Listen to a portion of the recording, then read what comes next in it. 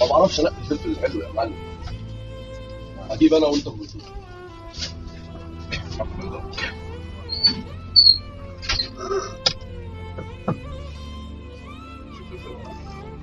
شوف فلفل زين. يا عم الفلفل كله خراب يا عم. شوف فلفل زين. يا عم الفلفل كله خراب. تعال خليني اشوف فلفل زين ما يعرف والله. انت شوف.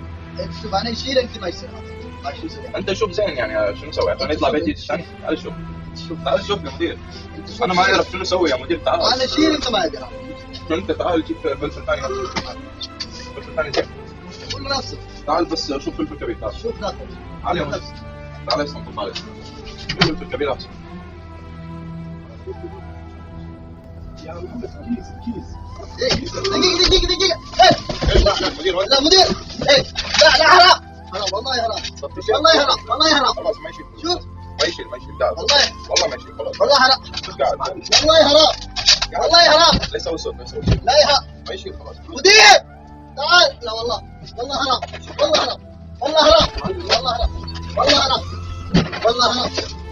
حبيبي والله حرام. والله حرام. اي والله حرام. والله حرام. والله حرام.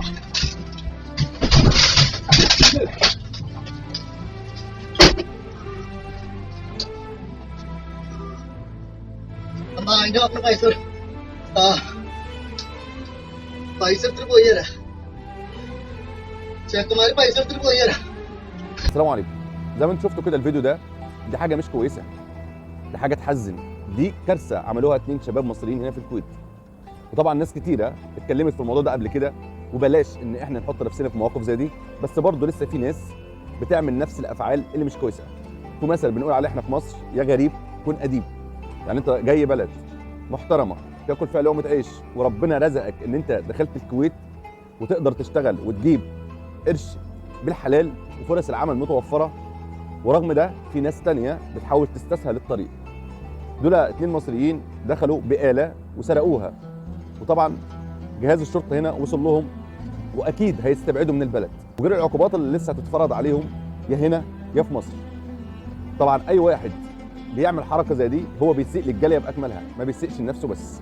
وزي ما في ناس كويسه وصوره مشرفه لمصر، في ناس تانية زي الناس دي كده بتسيء لمصر وبتسيء للجاليه في الدوله اللي هم مقيمين فيها. يعني دول موجودين في الكويت، فده بيدي انطباع ان في ناس مصريين مش كويسين.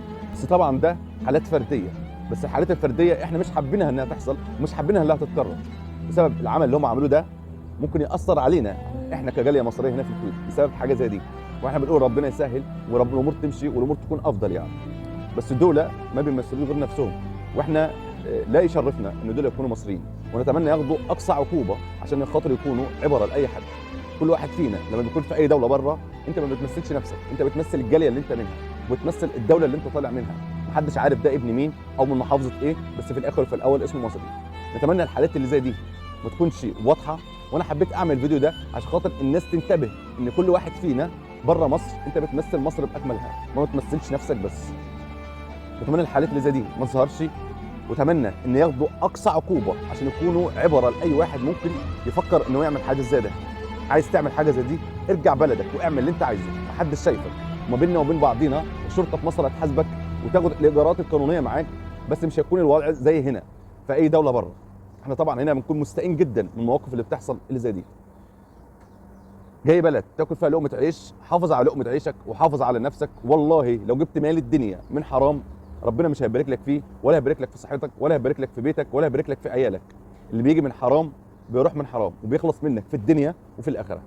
السلام عليكم، اشوفكم على خير.